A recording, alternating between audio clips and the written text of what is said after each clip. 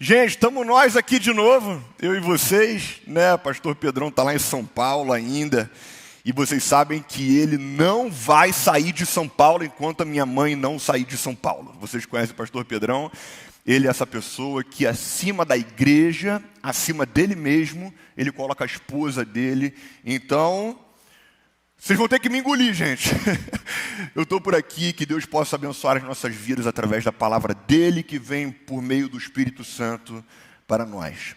Uma pergunta que eu quero te fazer é se Jesus fosse escrever uma carta sobre a CB Rio, na qual você faz parte, o que será que ele escreveria? Será que ele elogiaria, gente? E você que está visitando, se inclui aqui para a gente pensar junto. Mas pensa na tua vida. Será que ele nos elogiaria?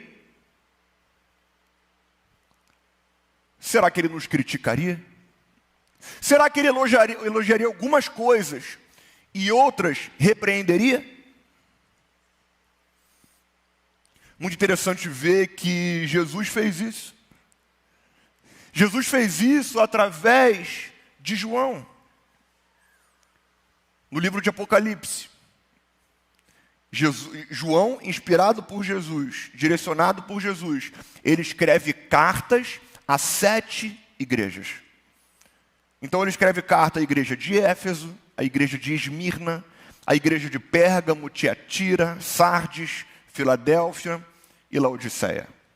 E ele escreve essas cartas entendendo que ele estava escrevendo para uma igreja que funcionava, uma igreja feita de pessoas. E aí, quem aqui estava na semana passada aqui, no culto? Então a gente ouviu sobre igreja, entendemos que igreja não é uma instituição, igreja não é um CNPJ, igreja não é uma estrutura, igreja é composto de nós. Igreja é composto de cada um de nós. Então, se existe uma carta sendo escrita sobre a igreja, é uma carta sendo escrita sobre mim, sobre nós. Então, hoje a gente vai olhar, através do que Jesus escreveu para uma das igrejas, como isso se aplica para a nossa igreja e para a minha vida. Jesus escreveu essas cartas de uma maneira muito peculiar, muito legal e muito organizada. Então, primeiro ele se identifica dizendo quem ele é. E a linguagem de Apocalipse sempre é uma linguagem muito metafórica. Então, se você lê Apocalipse achando que aquilo ali vai estar tudo de forma literal, você não vai entender nada. Você vai achar uns desenhos bizarros, uns negócios estranhos, porque eu sou aquele que tem as 7 estrelas na mão, os 7 candelabros de não sei o que lá, que tem os olhos como fogo, os cabelos como... Então, é uma imagem meio engraçada, mas cada uma dessas simbologias significa uma coisa. Então, eu tenho o futuro das igrejas na minha mão, eu sou dono de toda a sabedoria, eu tenho firmeza, eu tenho poder. Então, todas as linguagens que a gente encontra no Apocalipse têm um significado. Então, primeiro ele se apresenta. Ele diz quem é que está escrevendo essa carta. Depois ele reconhece na igreja aquilo que está bom. Então, igreja, parabéns porque vocês estão fazendo isso muito bem. Vocês têm me orgulhado, vocês têm tirado onda nesse sentido aqui e parabéns. Aí ele fala, mas sabe como é que é o bom feedback? O bom feedback é quando você começa afofando a pessoa. Então você afofa ela, você fala, olha só, legal, você trabalha muito bem, você é uma pessoa super dedicada e tal, mas... Aí você começa a falar. Fala no feedback sanduíche, Você começa falando bem, bota o feedback ruim e depois fala bem de novo, que a pessoa fica com uma boa impressão de você. Então foi mais ou menos o que Jesus fez. Então ele elogiou, aqui no meio ele falava o mais, e aí trazia as repreensões que ele tinha para fazer, e aí ele dava um tratamento. Então, vocês, isso não está legal. Então, para vocês melhorarem isso, ajam dessa forma. Então é muito legal, porque ele não só joga o problema. Ele fala só, galera, vocês estão mal, vocês estão ruins e vocês são vacilões. Abraço. Não, ele fala, vocês não estão indo bem nisso, então façam isso. Muitas vezes, gente, a gente lê a Bíblia como se fosse um livro super misterioso, super difícil de entender. Eu concordo com vocês que uma parte da Bíblia realmente é difícil de entender. E é por isso que a gente recomenda que você abra a sua Bíblia numa Bíblia de estudo, que vai te explicar pelo menos um pouquinho daquilo que você está lendo, o contexto que você está lendo, o que aquelas coisas representam. Se você não tem a Bíblia de estudo, compre uma Bíblia de estudo. É um dos melhores investimentos que você vai fazer aí no teu dia a dia, do teu relacionamento com Deus, na leitura bíblica. Agora, tem uma frase de um cara que eu me apaixonei, que ele diz o seguinte: não é a parte da Bíblia que eu não entendo que me assusta, são as partes da Bíblia que eu entendo que me assustam. Então não precisa se apegar, se você não está entendendo, na parte que você não está entendendo. Se apegue naquilo que está claro, naquilo que é óbvio, e que isso gera uma transformação clara e direta na nossa vida. Então Jesus fez isso, ele trouxe de forma clara, direta, e você vai ver, mesmo que esteja em Apocalipse, é muito simples de entender, porque Jesus está falando aquilo de forma muito direta. Então, gente, nas próximas 4 semanas, nós falaremos sobre 4 dessas cartas e aplicaremos essas lições na nossa vida e na vida da igreja. Por isso o tema dessa série é Igreja no Banco dos Réus. Por que igreja no banco dos réus? Como se a gente fosse o super culpado de fazer um monte de coisa errada. Igreja no banco dos réus, porque muitas vezes a gente esquece por que a gente está aqui como igreja. A gente esquece por que a gente está sentado aqui. A gente esquece por que a gente vem aqui. Às vezes é só algo que entrou na nossa rotina e a gente já está acostumado com isso e faz bem para a gente, de alguma forma. Mas será que igreja é só um lugar para fazer bem para a gente? Até onde eu estou sendo certo? Até onde eu estou sendo coerente com a igreja de Cristo? Da forma que eu me comporto na igreja dele? E se você não é cristão, não se preocupe. Se você não frequenta igreja, não se preocupe. Eu quero que você entenda e leia e ouça o que a gente vai falar aqui sobre a sua ótica, sobre a sua perspectiva, no teu relacionamento com Deus. Porque, por mais que você não faça parte de uma igreja, você se relaciona com Deus de alguma forma. Ou com a igreja de Cristo também. Seja rejeitando Ele, seja não concordando com a existência dEle, seja tendo repulsa à igreja de Cristo. Então eu quero que você traga para a tua realidade o que a gente está falando aqui. Não é um papo que é só para nossa igreja. Bom, hoje nós vamos conversar sobre a igreja de Éfeso. A igreja de Éfeso situada na cidade de Éfeso. Então quando a gente lê, por exemplo, a carta de Paulo escrita a Efésios, são aos cristãos da igreja de Éfeso. Éfeso era uma cidade grande, uma cidade importante, uma cidade influente. E Éfeso era a maior cidade da Ásia. Só para você ter ideia da importância de Éfeso. Então, para dominação, para o domínio romano na época, a cidade de Éfeso era uma cidade crucial. Era uma cidade super importante, porque era um dos pontos estratégicos de onde saíam muitas pessoas de exército e comandantes para poder apoiar os domínios locais ali. E também muitas pessoas que se aposentavam, ou enfim, em Roma, iam para Éfeso para poder continuar uma carreira mais tranquila ali. Então ali tinha templo para culto ao imperador, lá tinha a deusa Artemis, lá tinha uma mistura muito grande de religião, de comércio, de política. Mas a igreja de Éfeso tinha uma característica muito interessante. Ela era conhecida por firmeza e discernimento. A princípio, o que a gente entenderia como uma igreja madura, não é verdade? Uma igreja que tem firmeza e discernimento, a gente entende que é uma igreja madura. E nesse caso, Jesus elogia muito a igreja de Éfeso antes de começar a repreender. Ele fala: igreja, vocês são muito trabalhadores, vocês servem a igreja com excelência, com consistência, vocês aguentam a pressão, porque mesmo no meio das dificuldades, vocês permanecem perseverantes diante delas. E quando vão aí supostos discípulos ou apóstolos ou mensageiros de Cristo, vocês conseguem fazer um filtro. Eles faziam quase que uma sabatina com a pessoa para entender se ela era ponta firme mesmo. Então vocês conseguem ver isso tudo, não compram qualquer discurso que venha em nome de Jesus. Então vocês são realmente bons. Vocês são sólidos, vocês são firmes, parabéns com isso. E ele falou ainda, e é legal porque vocês rejeitam o evangelho que os nicolaítas seguem. Nicolaítas, e aí a galera acha que eram seguidores de uma pessoa chamada Nicolau, ou de uma região, enfim, mas os nicolaítas tinham uma teologia muito liberal. Tá? Uma teologia que Jesus veio, morreu por nós, fez as coisas e agora pode fazer tudo. Então é a tal da hipergraça. Né? Então ele falou, vocês rejeitam esse evangelho, e parabéns por isso, porque o evangelho não é isso. E aí, enfim... Era uma igreja sensacional. Assim como a gente pode olhar para a tua vida, você pode olhar para a tua vida, e você falar, eu sou uma pessoa boa, Juninho. Eu faço muito, inclusive pela igreja de Cristo. Eu faço muitas coisas, eu sirvo. Eu leio minha Bíblia. Eu faço tantas coisas pela igreja, tantas coisas para o próximo, faço tantas coisas legais. E aí Jesus realmente elogia isso tudo. Aí ele diz, mas...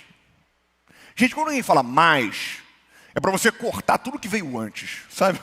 Esquece tudo, só quis te agradar um pouquinho, agora vem o que importa. Então ele diz, mas... Então, Apocalipse, capítulo 2, versículo 4, diz... No entanto, contra você eu tenho isso. Você abandonou o seu primeiro amor. Uma igreja sólida, firme, conhecedora, mas que perdeu a essência. Perdeu o coração. Perdeu o amor. Décadas antes de ser escrita essa carta, e a carta de Apocalipse foi escrita em torno do ano 95, décadas antes, foi constatado em Efésios, na igreja de Éfeso, um avivamento.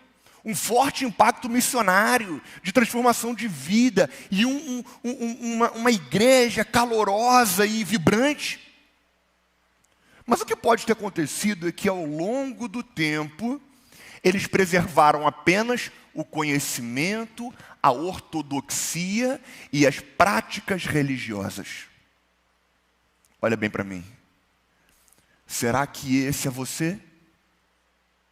Que um dia se apaixonou por Jesus e que hoje simplesmente cumpre com alguns ritos religiosos, porque já estão no teu dia a dia e você já está acostumado com eles? Ou será que você ainda é apaixonado por Cristo, por quem Ele é e pelo que Ele faz? Você pode ser um bom pai, um bom cristão, uma boa pessoa e ainda assim não amar a Jesus. Não amar as pessoas como você deveria amar. Você concorda comigo que tem uma diferença enorme em manter a rotina e amar? Quem concorda aqui que dá para ter um casamento numa rotina estruturada, mas sem nenhum tipo de sentimento? Não dá para fazer isso? Dá para fazer isso. Tranquilamente dá para fazer isso. Dá para você estar perto fisicamente de alguém, e ainda assim, você estar distante do coração e da mente dessa pessoa. Dá para você estar ocupado com coisas boas e ainda assim estar longe daquilo que realmente importa. Na hora de dormir, gente, aí uma intimidade. Na hora de dormir, eu gosto de dormir no meu cantinho. Sabe, ninguém encostando em mim. Se pudesse, eu dormia na minha cama sozinho, o meu cobertor, todo embolado no meu cobertor, e eu estaria feliz da vida. Eu ia no outro quarto, me despedir da minha esposa, dar um beijinho nela, um abraço, tivesse que fazer alguma coisa, fazia ali, e aí depois eu ia para o meu quarto, deitava na minha caminha, meu cobertorzinho, e dormia feliz da vida. Mas eu sei que isso esfria. Sabe o que eu comecei a fazer? Me forçando às vezes. Porque, gente, o meu dia é muito cansativo. Quando eu chego de noite, eu só quero dormir. Só quero deitar e dormir. E aí, o que eu tenho feito? Eu tenho dedicado meus últimos 5 a 10 minutos do meu dia a deitar pertinho da minha esposa. Abraçar ela de conchinha. Ou pedir para ela me abraçar. E a gente fica ali um tempinho. Por mais que eu não esteja com vontade, eu tenho sido intencional, buscado ser intencional em alimentar essa intimidade, alimentar esse calor, alimentar isso que vai movimentar o nosso corpo, a nossa paixão, o nosso sentimento. E, gente, o sentimento, para ser estimulado, precisa de intencionalidade. Não é só aquele amor de adolescente que aparece, bate e voa. Não é isso. Precisa de intencionalidade. Então, isso tem sido bom para a gente, como casal. E no relacionamento com Jesus? É a mesma coisa. Na correria do dia a dia, às vezes você não consegue parar alguns minutinhos para chegar pertinho de Jesus, do teu jeitinho. No louvor, ouvindo uma música. Para mim é música, gente, esquece. Lendo a Bíblia. E eu comecei a ser intencional também. Falei, Nicole, vamos ler a Bíblia juntos? Vamos. A gente começou a ler um capítulo por dia. A gente ficou lendo junto e orava um pelo outro. Quando acabava de orar, eu falava, amor, agora eu vou continuar lendo minha outra leitura que eu estou fazendo. Sabe, por mais que eu não tivesse com vontade, é algo que vai me ajudar a estimular o meu relacionamento. Precisamos alimentar a relação. O problema é que a gente é engolido pelo nosso dia a dia e dentro da rotina, nós perdemos o nosso primeiro amor. Mas tem uma saída, amém? Amém.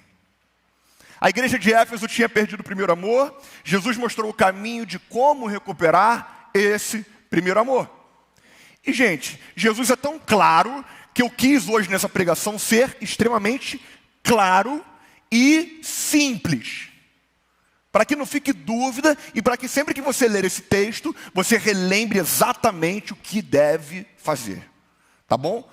Quando eu compartilhei com pastores, eu sempre compartilho meu esboço com pastores, todos eles criticaram a maneira como eu elaborei os pontos. Porque eles falaram, Juninho, está muito óbvio. Eu falei, mas eu quero que seja óbvio.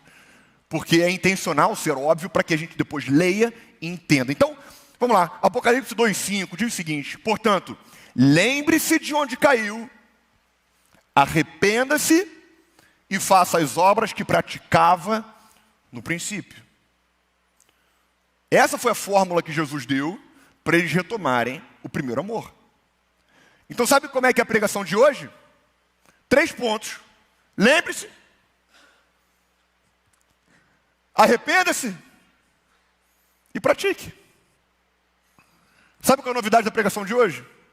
Nenhuma. A novidade é que você não precisava de mim pregando hoje para você.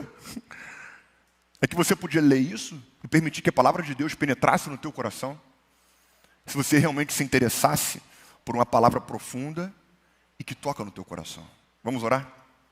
Deus, ministra o nosso coração e permita que ouçamos a tua voz dentro da simplicidade e daquilo que o Senhor já nos ensinou, já está escrito.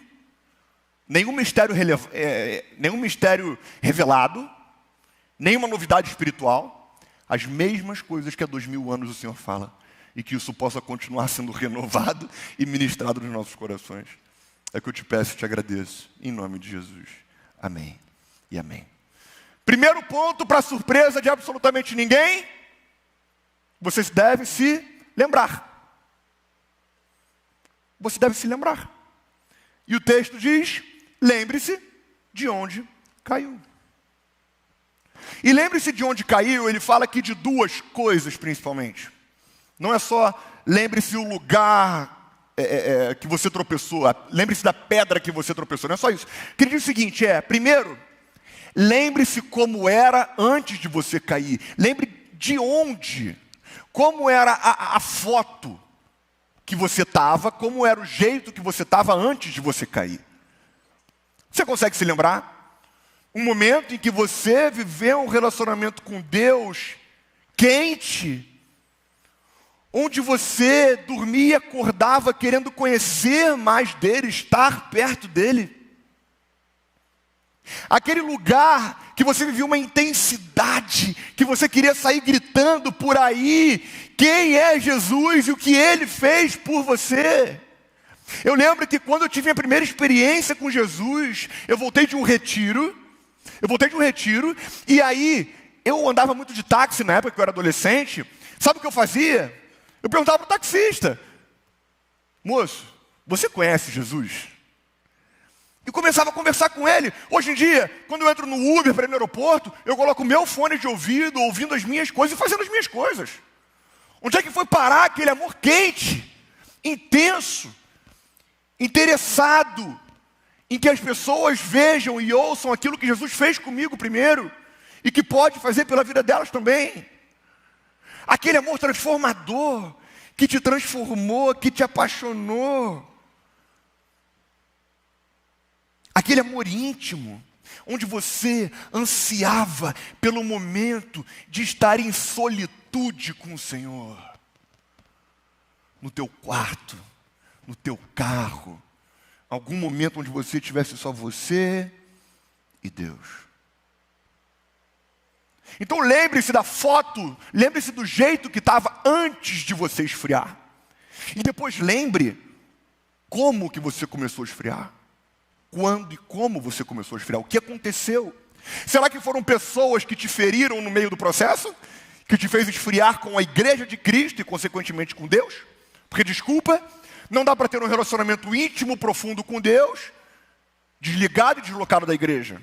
Isso é uma ilusão que se coloca na tua mente. Isso não é possível. Será que foi um pastor que te decepcionou? E eu posso dizer, pastores decepcionam? Eu posso te decepcionar? Não esteja na igreja por conta de um pastor. Esteja por conta de Cristo.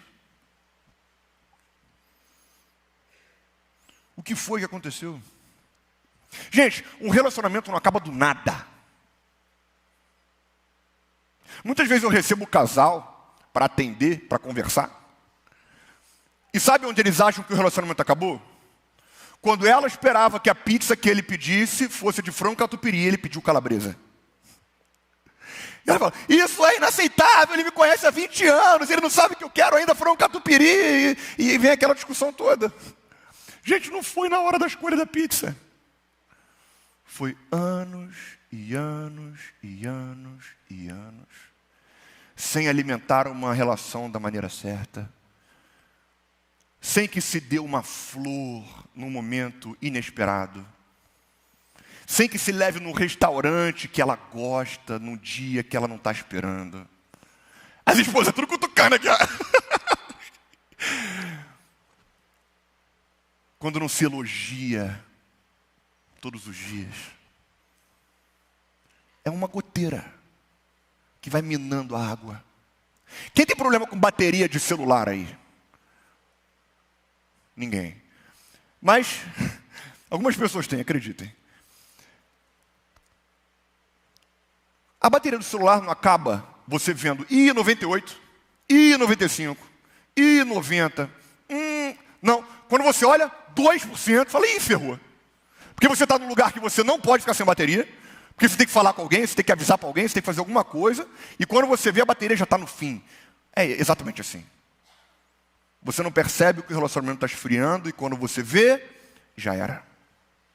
Faça uma análise, onde meu amor por Deus virou rotina? Onde que eu me tornei mais frio? Talvez você esteja na igreja há anos, esteja super ativo, mas se você olhar para dentro, você está frio. Talvez você não frequente uma igreja e você odeia Deus ou a igreja. Eu quero te dizer, teve um lugar onde isso aconteceu. Talvez teus pais tenham te passado isso, ou pessoas ao seu redor, ou experiências próprias. Eu quero te dizer, a igreja de Cristo não é onde pessoas erraram. A igreja de Cristo é a instituição que ele firmou para que continuasse o ministério dele, apesar das pessoas imperfeitas. Segundo passo, para surpresa de absolutamente ninguém. Arrependa-se. Lembre-se onde você estava. Lembre-se onde você começou a cair. E se arrependa. O arrependa-se, e o texto diz, arrependa-se. Nada muito difícil. Arrepender não é só emoção e culpa. Arrepender não é, poxa, eu deveria melhorar, né? E continuar igual. O nome disso se chama insanidade. Não é arrependimento. Arrependimento não é você concordar com o que eu estou falando e falar, faz sentido.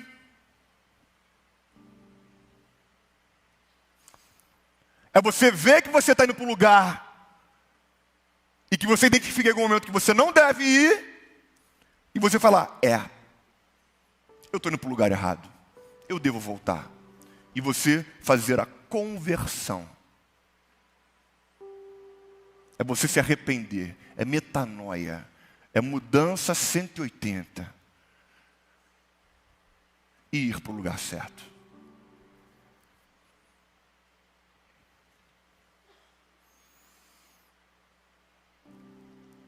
A gente vive constantemente, todo dia a gente vive isso, constantemente.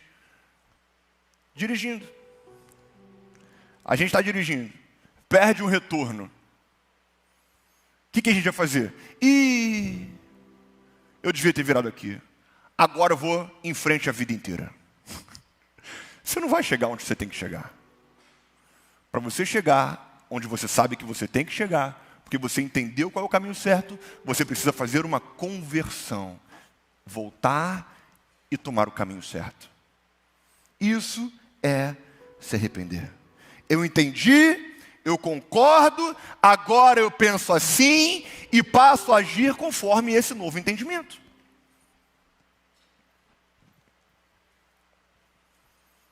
Sabe qual é o tipo de metanoia? Sabe qual é a metanoia que pode te voltar ao primeiro amor? É você voltar a se interessar por Deus, por quem Ele é e pelo que Ele já fez, e não pelo que Ele pode fazer por você. Para de orar um pouquinho para Deus te abençoar, para Deus te dar, para Deus fazer, para Deus intervir. Para um pouquinho, faz uma experiência essa semana, simplesmente agradeça.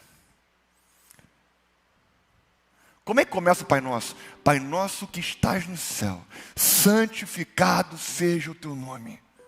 Venha o teu reino e seja feita a tua vontade na terra como é nos céus. Não é assim? Engrandecendo o nome do Senhor e agradecendo pelo que Ele já fez. Eu acho lindo quando Davi no Salmo 27 fala, Senhor, uma coisa eu peço a Ti, me deixa morar todos os dias na sua casa para poder contemplar a Tua beleza e meditar na Tua presença. Você consegue falar isso como Davi? Deus, mais do que as Tuas coisas, eu quero viver todos os dias na Tua presença. Faça essa oração essa semana. Se interesse por quem Deus é. Pare de alimentar coisas que congelam o seu coração. Sabe o que é que congela o seu coração? Uma vida dupla. Congela o seu coração. Se relacionar sexualmente com alguém que você não é casado. Pode ser extraconjugal, pode ser simplesmente relacionamentos diversos, se você não é casado. Falta de perdão, congela o coração. Então pare de alimentar rancor e comece a alimentar perdão. Peça perdão quando preciso e perdoe quando não lhe é pedido perdão. Você me entendeu? Perdoar quando não lhe é solicitado perdão. E orar pela pessoa. É isso que a Bíblia nos ensina. É isso que Jesus nos ensina. Procure ajuda quando aquela dor te fechou por dentro. Foi paternidade, maternidade? Foi pai e mãe? Foi amigo? Foi um pastor, Zé Ruela? Peça ajuda. Converse com alguém. Abra o teu coração, exponha as suas feridas, porque esse é o primeiro passo para você ser curado.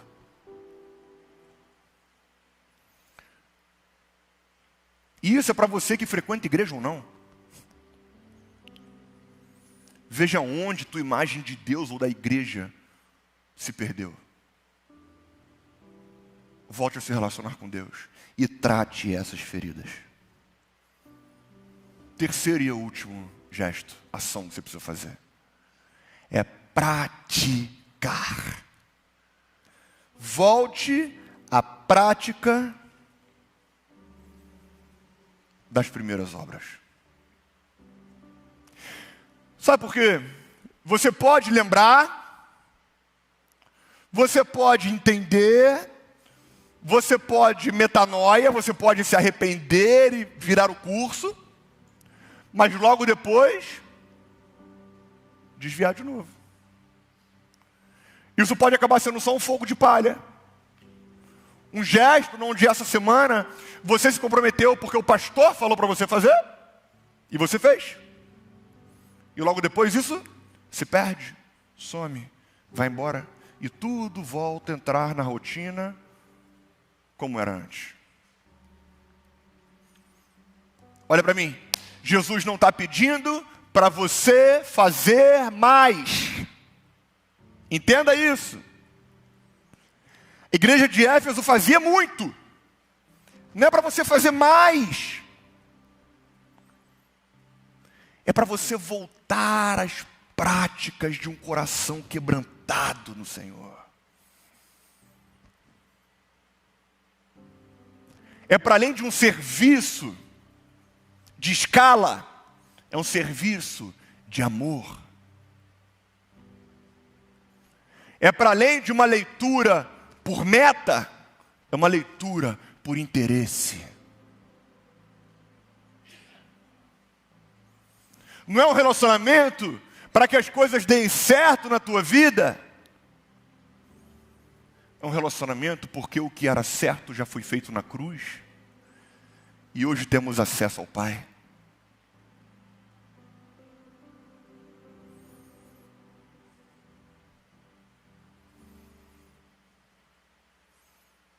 Volte a se interessar por Deus.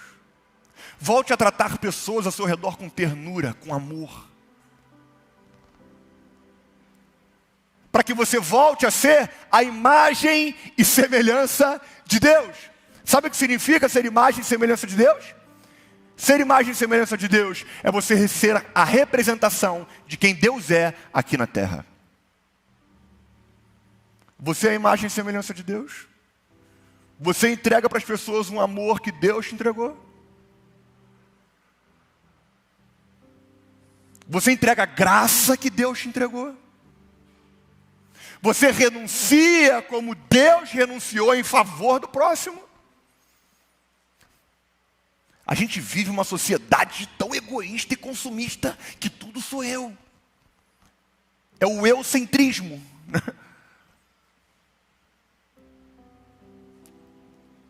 Volte a caminhar com gente, não se isole.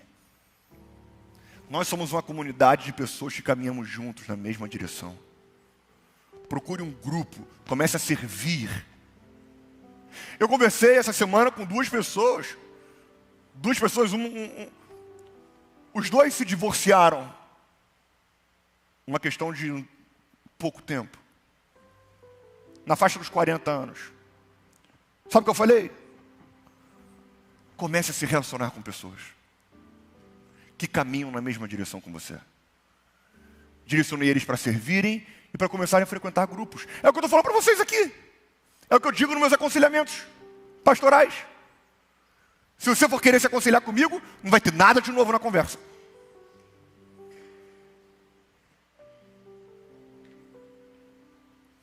Volte a ser coerente. Tire a máscara, deixe de ser um personagem. E seja verdadeiramente quem você é, onde você estiver.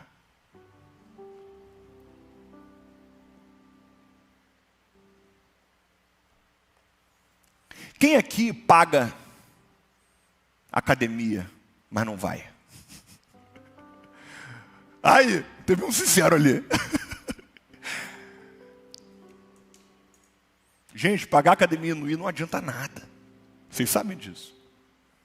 Ir na academia durante uma semana, depois parar de ir 2 semanas, só vai te dar mais chance de lesão e de trauma. Tô certo, professor? Tô certo. Tem outro ali, cadê? Tô certo, mestre?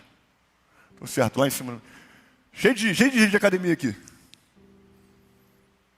É constância. Não precisa de 5 vezes na semana. Começa com 2. Aumenta para 3. E vai. Não precisa ler todo dia a Bíblia não, gente. Lê 2 vezes na semana. Depois 3. E vai. Mas faça por amor. A mesma coisa que alguém me perguntou no Instagram essa semana. Pastor Juninho, eu fui tentar ler 1 Coríntios, mas para mim é muita coisa. Eu não consigo ler isso tudo ainda. Eu falei, beleza, mas você lê alguns versículos? Lê um capítulo? Começa.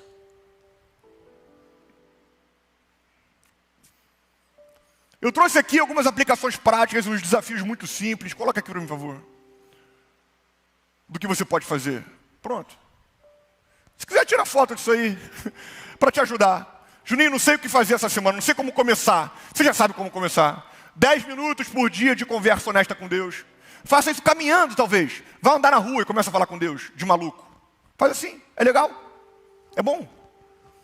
Um pedido de perdão que você precisa dar. Um ato de generosidade. Um ato de serviço ao próximo. Contar para alguém o que Jesus fez por você. Eu te garanto que qualquer um desses gestos que você fizer vai acender o teu coração.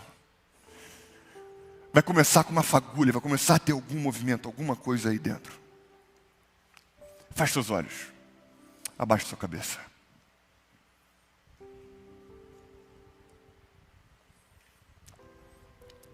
Se você nunca viveu um relacionamento com Deus de verdade, você não precisa entender tudo hoje. Você só precisa dar um passo honesto em direção a Jesus.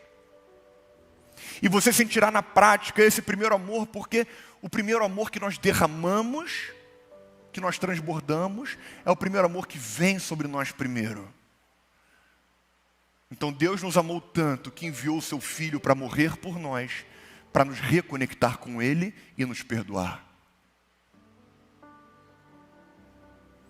Se você deseja experimentar esse amor, hoje pela primeira vez, repete no seu coração e na sua mente, de olhos fechados, essa oração que eu vou te falar.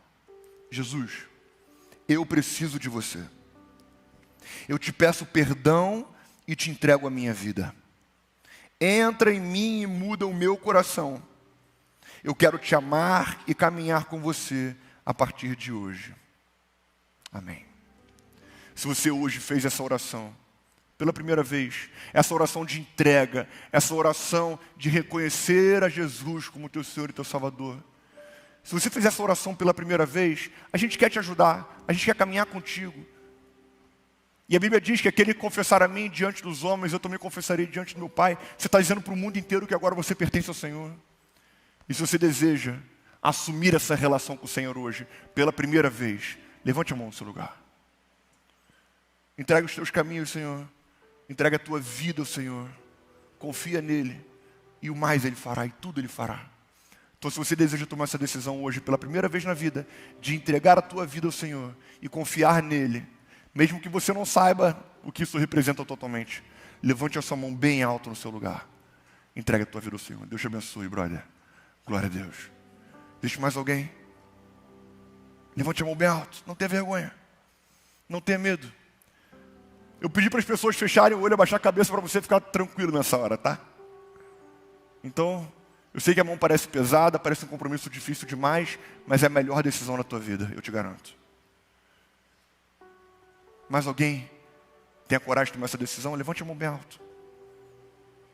Se você está online e deseja tomar essa decisão, escreva aí, eu aceito. A gente quer orar por você e quer te ajudar. Se você está aqui hoje na igreja e talvez precisa reacender esse primeiro amor, e quer que o Espírito Santo reacenda em você esse primeiro amor, fica de pé no seu lugar, para eu também orar por você. Fica de pé no seu lugar. que o Espírito Santo vai te ajudar a dar novos passos nesse crescimento espiritual. Coloca a mão no seu coração.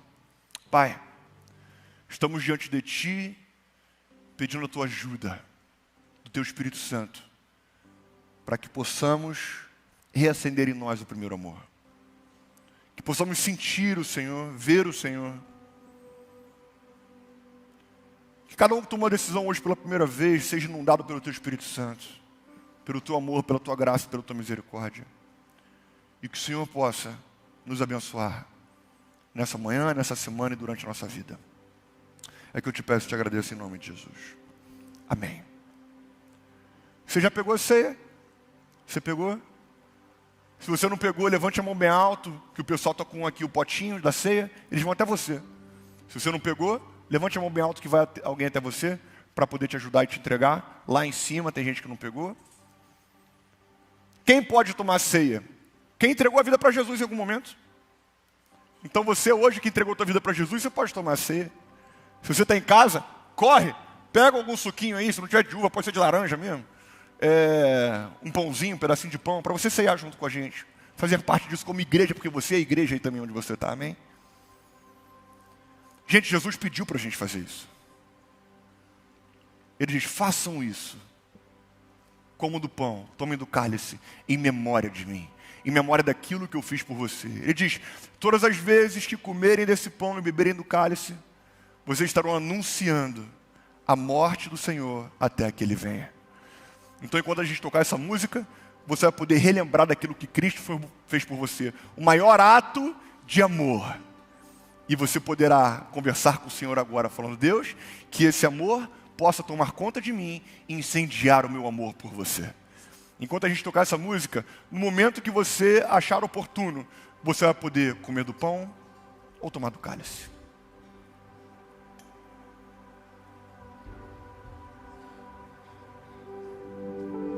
Graças eu te dou, Pai, pelo preço que pago, sacrifício de amor que me comprou, ungido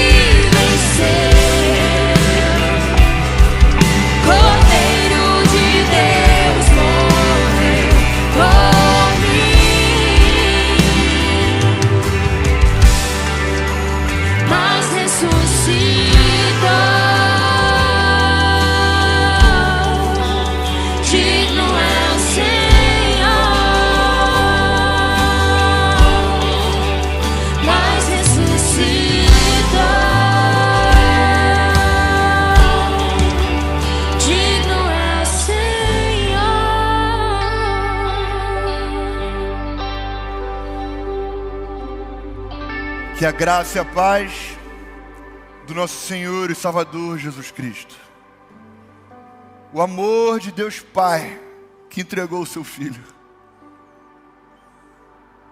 a consolação, a alegria e a paz do Espírito Santo, seja sobre nós aqui nessa manhã,